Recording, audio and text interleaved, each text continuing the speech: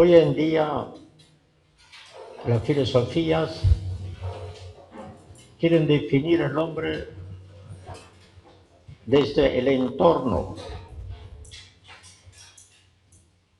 quieren terminar con la vida interna de la persona humana, con la conciencia. Es decir, tenemos que terminar con toda la tradición que ha acumulado normas que la persona humana debe cumplir. Sino el hombre debe inventar permanentemente su propia vida. Y su propia vida es la ubicación del cuerpo, la materia del cuerpo en la sociedad. Ya se imaginan una persona cuya vida está determinada por todas las circunstancias que presenta permanentemente, encuentra con personas, con actividades, con situaciones. ¿Cuál es el criterio? Evidentemente la persona humana para vivir debe actuar, hacer presencia, pero ¿cómo debe actuar? Y en la filosofía que tiene tendencia materialista dice, de acuerdo a las oportunidades, las circunstancias materiales que se presenten.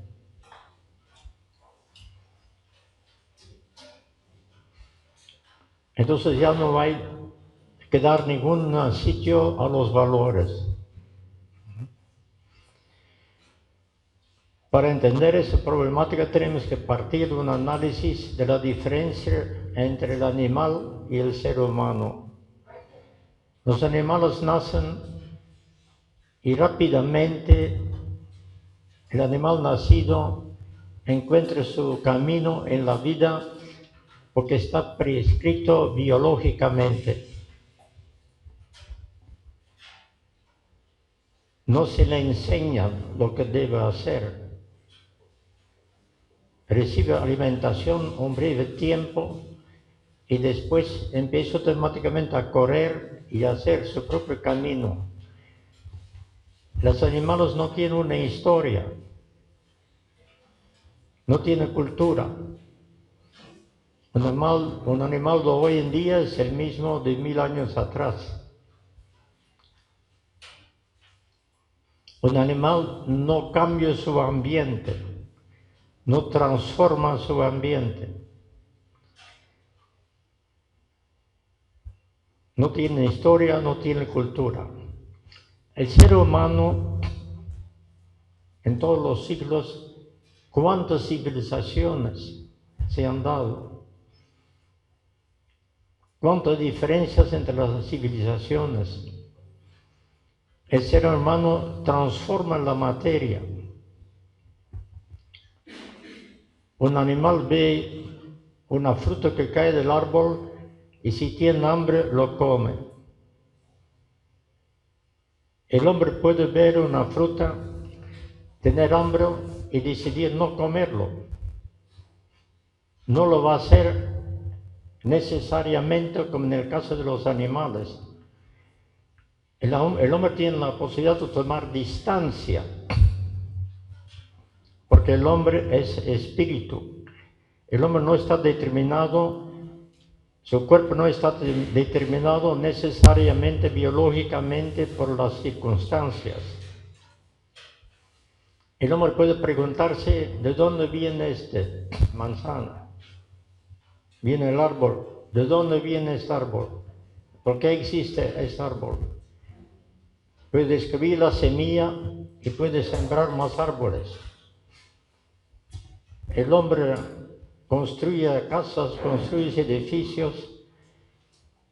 El hombre construye carpetas, construye computadoras. El hombre inventa medicamentos. El hombre transforma la materia, inventa productos, comida. Es decir, toda la vida del hombre cambia por decisión propia del hombre. Porque el hombre no está ligado a la necesidad biológica de su existencia. Entonces, cuando el hombre hace algo,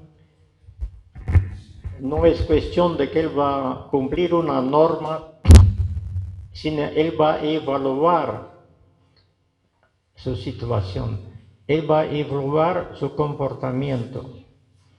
Entonces, eso significa que el hombre tiene algo que el animal no lo tiene, la libertad. Hemos hablado el año mañana bastante sobre la razón. Hoy en día también se da más importancia a la libertad, porque son algunos en los animales, hay veces un pequeño rasgo de razón, muy pequeño, pero algo que es claro, muy discutible. Pero la libertad, la razón y la voluntad son parte de la misma vida espiritual. El hombre, por tener libertad, también es autónomo. La libertad y la autonomía van juntos. Cuando una persona es consciente de lo que hace, porque es autónomo y es libre, esa misma persona evalúa, usa criterios, por qué va a hacer tal o tal cosa. Vemos en la sociedad actual, con todo el problema de la corrupción, las encuestas demuestran que hay un gran rechazo, una gran crítica a estos comportamientos, pero esa es una crítica de los demás. Es elaborar una ética a partir de una crítica de los demás.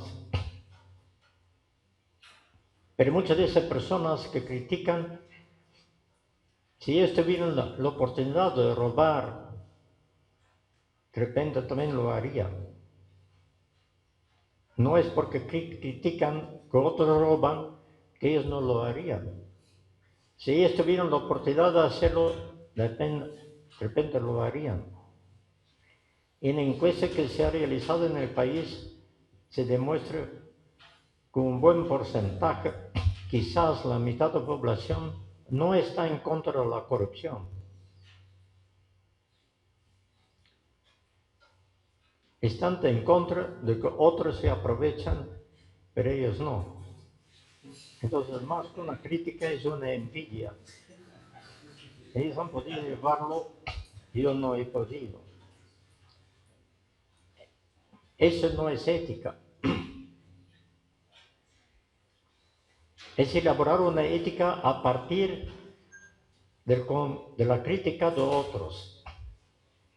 La ética parte a partir de la conciencia de cada uno, de la vida interior de cada persona.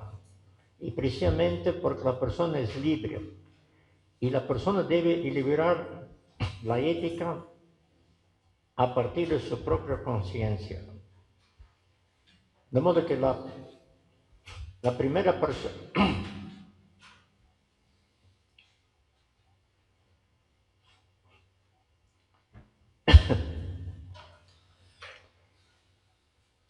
es decir, en primer lugar, la pregunta no es ¿qué voy a hacer?, sino ¿quién soy yo?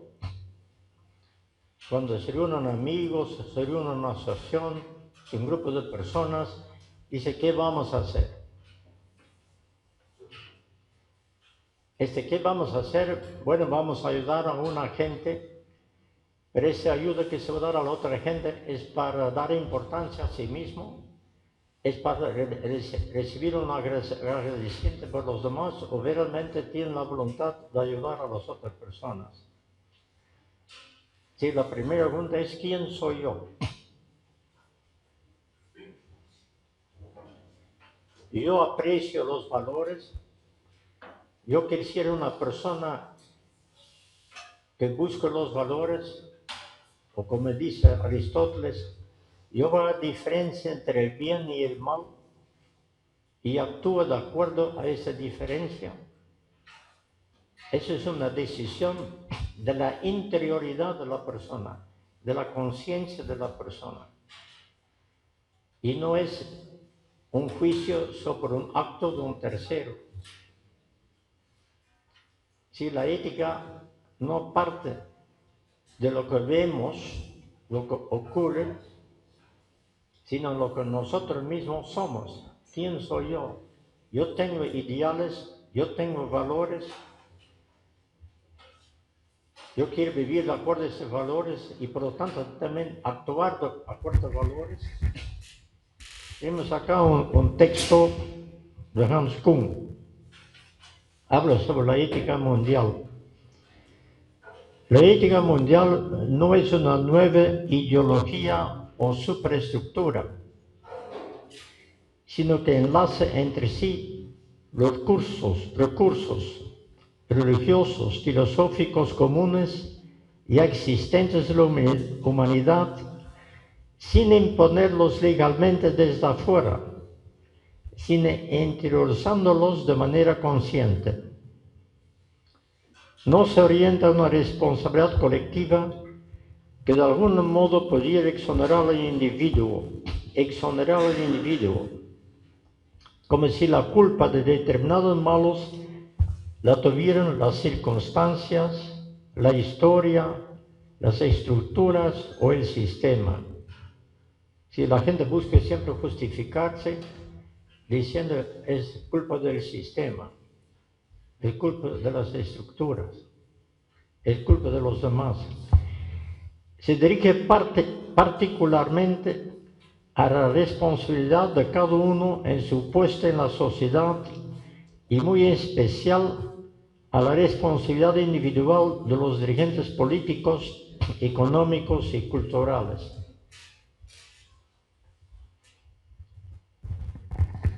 Por eso plantea Aristóteles, deben elegir los mejores, no solamente los más capaces, los grandes líderes, pero él exige también de cada persona y cada dirigente tenga la virtud moral. La persona que verdaderamente vive de acuerdo a sus ideales y verdaderamente quiere vivir esa realidad.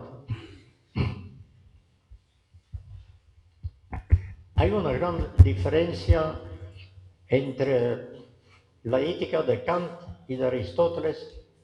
Kant dice, hay un deber, tengo que cumplir con los deberes, cumplimiento de deberes. Es decir, hay normas que existen, hay un reglamento, tengo que cumplir con ese reglamento y cumplir con la ética. Aristóteles dice, no, yo tengo que evaluar, tengo que ver cuáles son los valores por mi propia experiencia. Es decir, no se parte de normas o deberes establecidos o reglamentos, sino se parte de la experiencia de la vida. En mi encuentro con otras personas, evalúa y veo cómo debe comportarme, cuáles son los valores que me permiten establecer una buena relación con otras personas. Y una vez que se ha establecido libremente la persona por decisión libre, por reflexión de su propia conciencia, esa persona entonces puede transformar este valor en una norma, en un deber. Hay una diferencia muy grande en observar desde afuera los comportamientos y condenar. Por ejemplo, un juez investiga, comprueba que Alejandro Toledo recibió 30 millones de dólares y le manda a la cárcel. ¿Está resuelto el problema? ¿Ha cambiado la sociedad? Quizás algunos tendrán más miedo de robar, pero van a tratar de cuidarse mejor que no los descubran. que no está resuelto el problema. Es lo que estamos viviendo hoy en día en la sociedad. Si comprobar la inmoralidad, sancionar la inmoralidad, poner a la persona en la cárcel no es una solución. Es necesario, se debe sancionar, pero no se soluciona el problema. ¿Por qué? Porque no hay una educación en valores. Porque las personas no se hacen la pregunta sobre sí mismas. No forman una propia conciencia. No toman en cuenta que la persona no solo es cuerpo, materia, sino la persona también es libertad, conciencia. Como dice Hans Kuhn, la responsabilidad individual. Aristóteles es el primero, con él empieza la ética, que se hace la pregunta, ¿cómo me vuelvo virtuoso? ¿Cómo yo puedo llegar a ser virtuoso? ¿Cómo yo puedo llegar a comportarme bien? Precisamente porque tenga la conciencia cada uno que le permite distinguir entre el bien y el mal, entonces por propia convicción voy a comportarme bien. Voy a establecer buenas relaciones con los demás por convicción, no porque me obligan, no porque hay un reglamento. En la sociedad están las leyes, pero si el pueblo no tiene la costumbre y no tiene voluntad de cumplir las leyes no se cumplen. Dicen, eche la ley, eche la trampa. Porque no hay la voluntad de cumplir con la ley. Ya vemos claramente que la ética no es un problema de cumplir normas. La ética es en primer lugar un tema de conciencia personal que parte de la evaluación de uno mismo con la realidad y decide actuar de acuerdo a estos valores que descubre. Es decir, el deber, la norma viene después.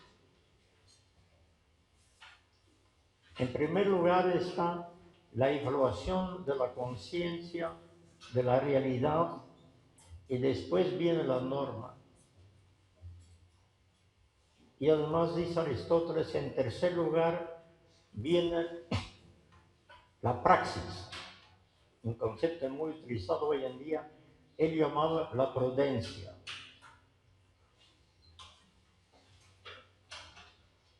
La prudencia. Es decir, soy consciente de los valores, veo que debo aplicar esos valores, pero ¿cómo? Entonces, aparte de la conciencia moral, las virtudes morales, la justicia, etc., existe un conocimiento de una virtud intelectual, no moral. La virtud intelectual es la praxis. Evalúa todos los elementos de una situación y de acuerdo a esa situación entonces aplico el valor. Por ejemplo, un niño de 3 años está comiendo, los padres no le van a dar un cuchillo. El cuchillo es muy importante para poder comer, pero la prudencia, la praxis me enseña no lo puedo dar a un niño porque va a haber problemas. En la educación no es suficiente que los padres dicen a sus hijos, queremos mucho a ustedes. No es suficiente querer, amar. También hay que saber educar. Entonces, hay que saber prohibir ciertas cosas. Hay que saber animar a las personas que están desanimados.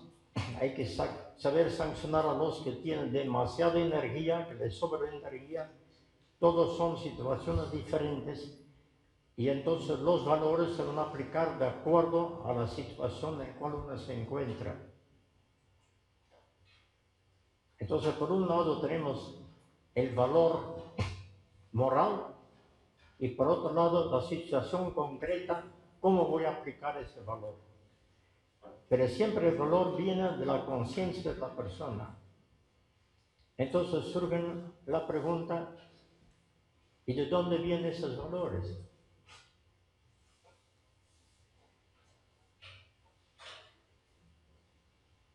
Entonces surge la pregunta, la existencia de Dios. Porque ¿quién me puede dar los valores? Cada uno puede encontrar sus valores, pero caemos en individualismo y todos tienen la razón. Entonces los valores vienen de Dios. ¿Podemos comprobar que existe Dios? Es imposible porque nuestro conocimiento no es absoluto. No podemos conocer algo absoluto. Y Dios es lo absoluto. Entonces, ¿cómo podemos hablar de él? Entonces, haz una comprensión con el conocimiento científico, siempre es una comprobación, una verificación de la materia. Se observa la materia, se comprueba en el cosmos, en el universo, hay una relación entre todas las cosas de la materia. Se comprueba que una cosa tiene como efecto que es causa de otra cosa. Por ejemplo, se pone agua sobre el fuego, el agua se calienta.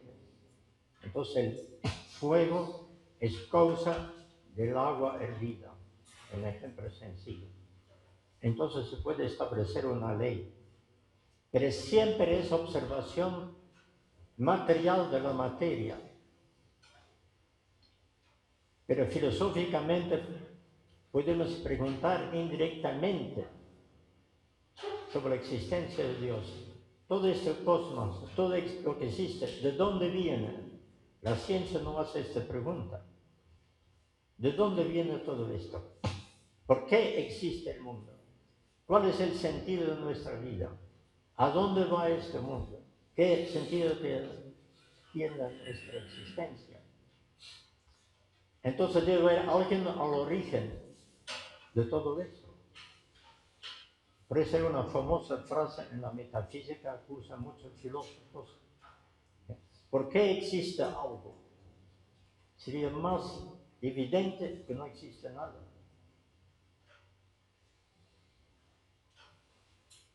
Existe algo, pero no podemos explicar por qué existe. Entonces, no existe nada. Es la gran pregunta metafísica. Entonces, es una pregunta. Y decir que yo sé es la respuesta a esta pregunta es algo aceptable, pero no lo podemos probar. Estamos entonces en un acto de fe. Decir que Dios no existe también es un acto de fe. Creo que Dios no existe, pero no lo puedo probar.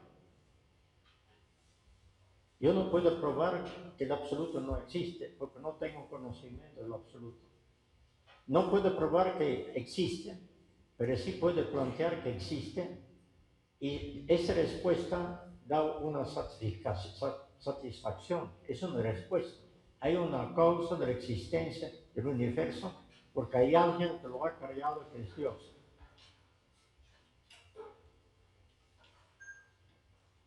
Eso es lo que la persona humana, a partir de la razón, puede decir. Esa es la situación profunda, el interrogatorio profundo de la humanidad. Cada hombre quiere lograrse en la vida, todo hombre quiere llevar una vida perfecta, todo hombre quiere tener respuestas. Esa es la dimensión religiosa de la persona humana, esta inquietud profunda del sentido del universo y de su existencia. Entonces aparece en la historia Cristo. Nadie puede inventar o nadie puede imaginarse que iba a aparecer Cristo. Es un misterio.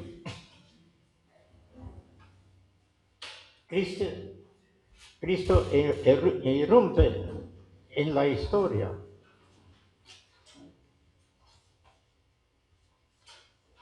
Descubrimos una trascendencia que es fuente de amor, vida, bien, libertad y belleza. Si Cristo se presenta como nuestra respuesta a nuestra vida.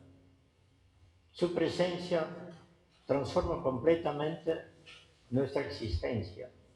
Todas las personas que creen en Cristo de nuevo tienen un ideal. Existe Dios. Dios es el bien. Dios es la belleza. Dios es el que da sentido a nuestra existencia. Y es Cristo que demuestra esto por su persona y por su mensaje.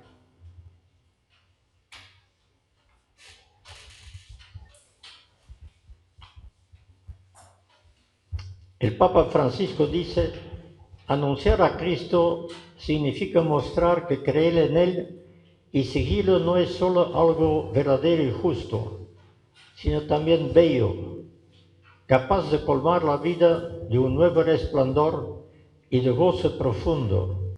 Hay un texto muy significativo del profeta Oseas.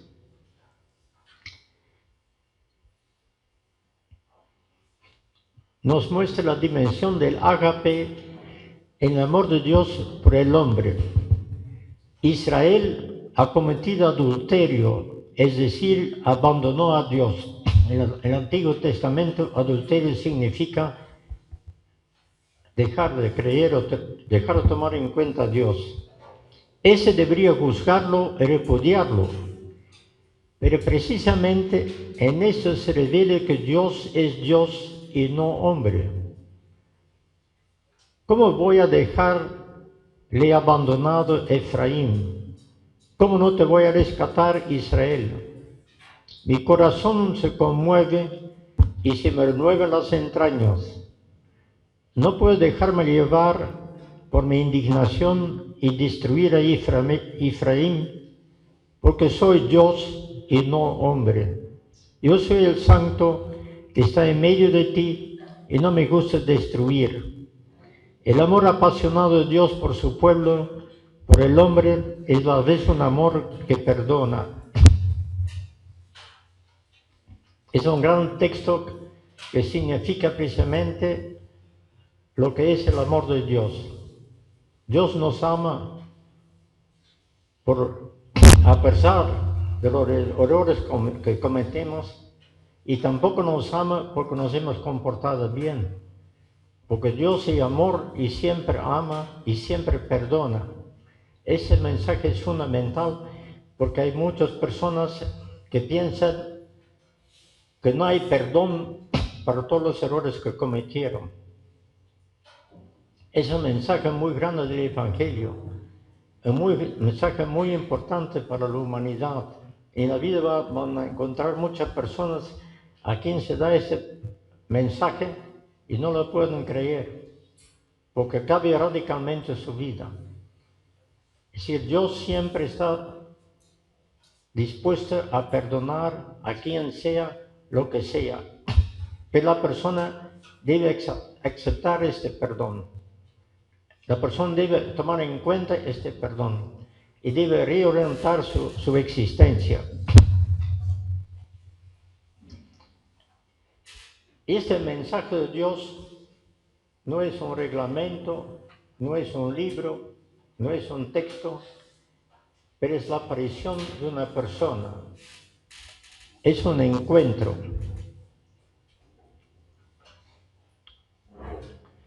La filosofía de Kant tuvo una enorme influencia en la fe cristiana, cambiando la ética en cumplimiento de normas. Para él, la idea de ver es la idea central de la moralidad. Sin embargo, la ética cristiana parte de un proyecto de vida de amor y no de un moral de pecados. Antes de poder hablar de normas, debemos saber lo que es la vida. Todas las iglesias de inspiración cristiana entienden que la revelación no es en primer lugar una comunicación sobre las verdades de Dios, sino es Cristo que se da a conocer en la intimidad de la persona como el amor que da sentido a su existencia. No se comienza a ser cristiano por una decisión ética o por una gran idea, sino por el encuentro con un acontecimiento con una persona. Vimos cómo Cristo elige a sus apóstoles.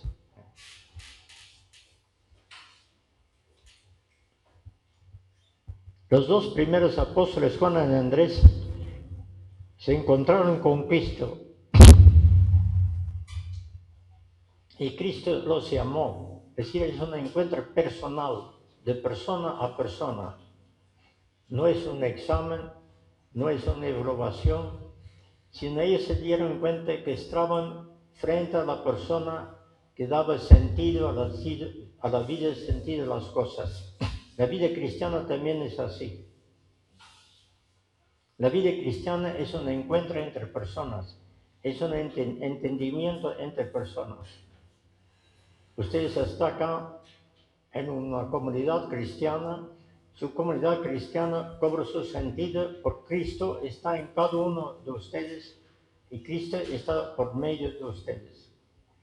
Siempre cuando hablamos con una persona, tenemos que pensar Cristo está en él. Uno puede ver en la calle un mendigo, uno puede ver en la calle una persona con grandes deficiencias, Cristo está en él. Y eso cambia completamente nuestra manera de pensar y nuestra manera de tratar a las personas. Con quien hablamos, siempre, inmediatamente tenemos que ver a Cristo en esta persona. Y eso da a cada persona humana una dimensión divina, una dimensión trascendental, porque nosotros no somos nada. Nosotros no somos capaces de transformar el mundo, de transformar nuestra existencia.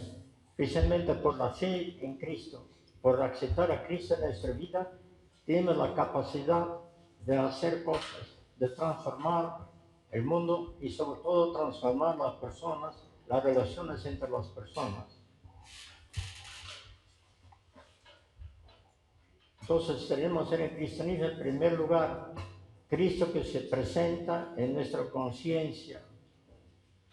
Y por eso dije en la mañana, nosotros en la oración, aparte que tenemos que pedir muchas cosas, tenemos que pedir que Él se pronuncia sobre lo que nosotros debemos pensar, lo que nosotros debemos hacer. Cristo guía nuestra vida, orienta nuestra vida, lo hace. Y verdaderamente tenemos que tener la voluntad y la decisión de creer que Él está presente en nosotros, nos orienta, nos guía. Esta presencia en Cristo está por un encuentro con una persona, no por habernos leído en un libro. O alguien nos ha dicho eso, nosotros nos encontramos personalmente con Él. Y en tercer lugar, este encuentro produce en nosotros lo que dice el Evangelio, la metanoia, el cambio, la conversión. Por nuestra cabeza pasan miles de cosas, miles de ideas, de ambiciones, también de maldades, de venganzas. Y todo esto solo puede cambiar aceptando la presencia de Cristo en nosotros.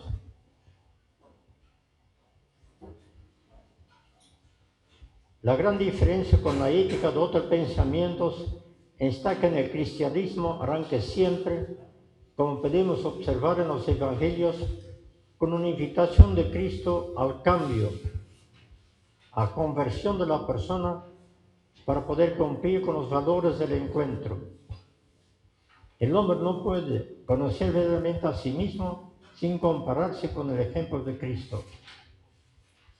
Y vimos muchos textos en el Evangelio que hablan al respecto. La metanoia, si la conversión, implica haberse dado cuentas con el pasado y afrontar confiadamente el futuro. Un futuro que permanece abierto, que no excluye riesgo ni puede ser garantizado por medio de teorías. La redención no es simplemente perspectiva de un futuro nuevo, lo es por una superación de la historia en el sentido de reconciliación con el propio pasado, de tal manera que vuelva a ser posible confiar en el futuro. Es decir, la persona humana debe saber aceptar que Cristo ha perdonado, que podemos recomenzar una vida nueva. Esto es fundamental. Esa es la esperanza cristiana. Si creemos en Cristo, este amor en Cristo permite amar a Cristo, recibir el amor de Cristo y nos abre un futuro totalmente nuevo. Podemos recomenzar, rehacer toda nuestra vida. Y finalmente entonces trae una ética que cambia y da a nosotros un nuevo estilo de vida.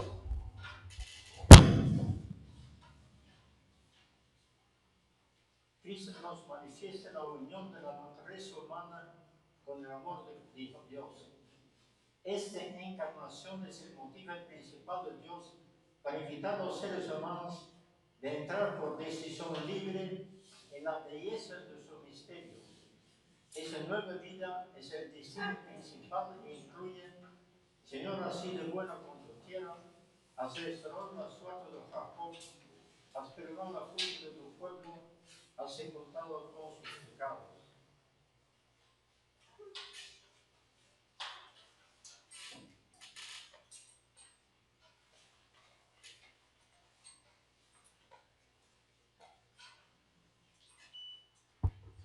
Vamos a ver la técnica.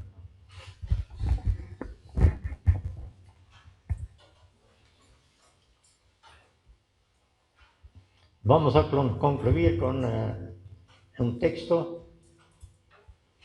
Dios se manifiesta en los comportamientos humanos que posibilitan una vida digna. Donde hombres se sacrifican por una buena causa, encontramos la presencia de la trascendencia. Es una historia de una vida cristiana. La Iglesia siempre hace referencia a la vida de los santos, los hombres que se sacrificaron por las causas nobles. El hombre autónomo vive dentro del misterio de Cristo. La oferta de Cristo es escondida en la iniciativa de la respuesta de fe de los hombres.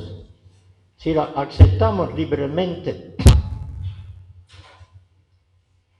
no es una oferta que se pueda demostrar científicamente, es una verdad diferente. La oferta de Dios se hace transparente en la historia cuando el misterio se derrama en los comportamientos humanos que realizan algo de bien. Todo el bien que hacemos es porque Dios lo permitió, es que porque Dios nos enseñó, es porque Dios nos hizo hacer el bien. La fe en Dios tiene una base histórica en la autonomía humana que acompaña a Dios para realizar el bien. La pertenencia de la persona a los valores solo puede crecer en la medida que la persona se identifica con esta experiencia. Muchas gracias.